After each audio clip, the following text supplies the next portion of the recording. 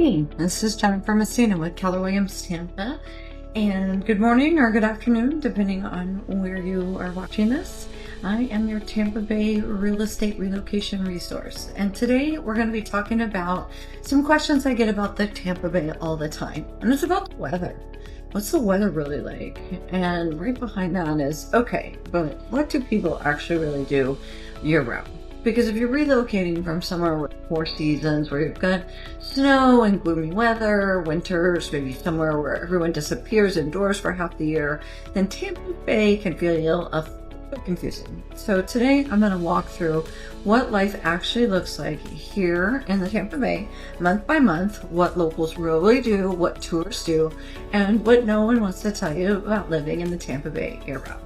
And yes, we're going to talk honestly too about the hurricane season. So first, let's start with January, because honestly, Tampa kind of shows off in January. You know, up north, everyone is bundled up, scraping ice off their windshield and wondering why they live there. Meanwhile, here in the Tampa Bay, people are sitting outside, we're in shorts, we're having brunch. January through March is what I call Tampa Bay bragging season. The weather is beautiful. Think cool morning, sunny afternoons, low humidity. Most days are somewhere between the 60s and the 70s, and honestly, this is when people fall in love with Florida. And one of the coolest things that happens here is something called Gasparilla. Now, Gasparilla is a pirate festival, and if you've never heard of it, picture Mardi Gras meets pirates who have decided to invade Florida. Legend says that pirate Joseph Gaspar invaded Tampa Bay, and every year a giant pirate ship shows up in Tampa Bay and asks to take over the city. No joke. People line the city with costumes and beads everywhere. There's parties and parades, and yes, adults take this very seriously. It's one of those weird, quirky, unique Tampa Bay traditions where you think, what's happening? And by year 2, you're dressed like a pirate too. During this time of the year, locals are consistently outside. You'll see people walking along the Tampa Bay Riverwalk, grabbing dinner at the Armature Works, sitting outside with friends. We bike, we paddleboard. There's a lot of festivals going on almost every weekend. And if you love shows, this is the prime time to visit the Straz Center for the Performing Arts. Now, for those of you that know me, you know I love a show at the Straz. My husband and I just went and saw Six, which is a musical about King Henry's 6 wives, and it's hysterical. It's a satire. Now, this Straz Center also does Broadway shows, concerts, comedy. So if you're thinking Florida equals beaches and flip-flops, no, there is actually a real arts and culture center here too. Then we roll into April and May. Honestly, my secret favorite time of the year. The weather is warm enough for pool days and for beach weekends, but it's still not surface of the sun Florida hot yet. This is when the locals start sneaking in beach days before the summer crowds hit. You can head to places like Dunedin, Clearwater.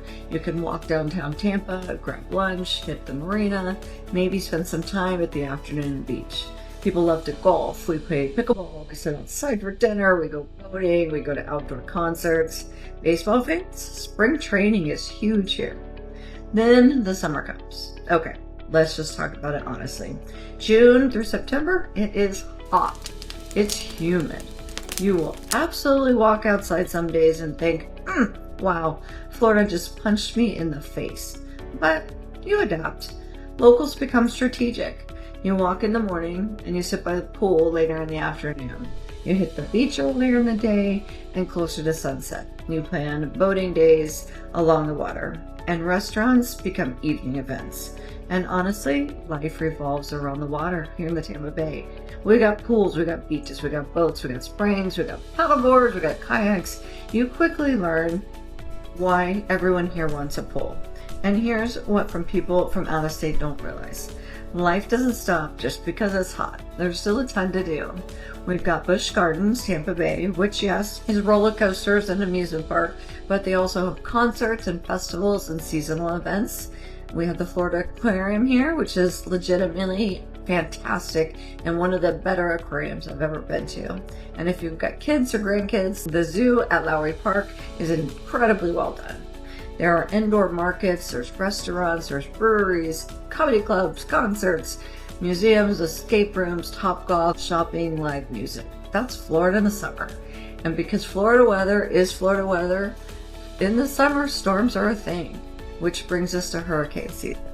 So let's have a quick conversation about the hurricane season, because I have covered this in a different video, but we don't want to ignore it. Hurricane season runs June 1st through November 30th. Does that mean that Tampa Bay gets hit constantly? No. Do we pay attention? Absolutely. Here's the reality. You prepare. You have flashlights. You get some water. You get some batteries, maybe a generator if that makes sense for your family. You know your evacuation zone. You pay attention to the forecast. And then most of the year, you just go on with life. One thing I like to do with relocation buyers is help them understand the neighborhoods, what the insurance implications and the flood zones and areas less likely to flood are going to affect how your insurance looks. That's a real conversation. It's not scary, it's just being informed. Then comes October, and this is where Tampa gets unfair, because while everyone else starts freezing, Florida starts becoming amazing again.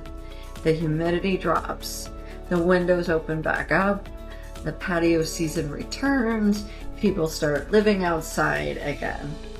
Football Saturdays for college football, football Sundays for professional football. We're doing outdoor dining, we're doing festivals, we're doing farmers markets, all sorts of holiday events, boat parades, golf, pickleball, walking downtown Tampa.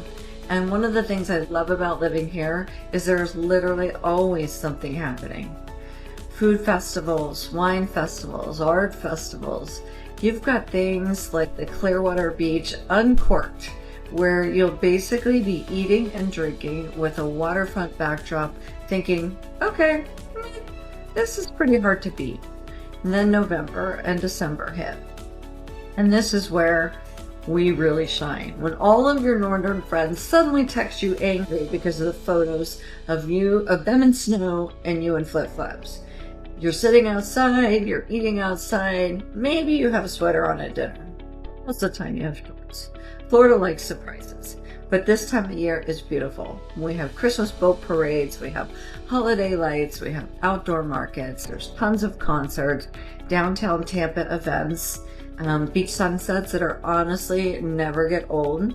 And there's probably the biggest takeaway, if you're thinking about it, in moving here, is the Tampa Bay is not a vacation life. It's a lifestyle. It's a lifestyle life, and that's different. Yes, the beaches are incredible. Yes, the weather is beautiful most of the year, but what really matters is figuring out where in the Tampa Bay fits your lifestyle. Do you want walkability to restaurants and bars? Do you want a beach address? Do you want to be able to play golf? Do you want a boat? Do you need top schools? Do you want a less commute time to, say, the airport or downtown? Are you looking for a neighborhood with restaurants nearby? That's why when I work with relocation clients, we actually start with lifestyle first, and then we find the house. Because finding the right house in the wrong area still feels wrong.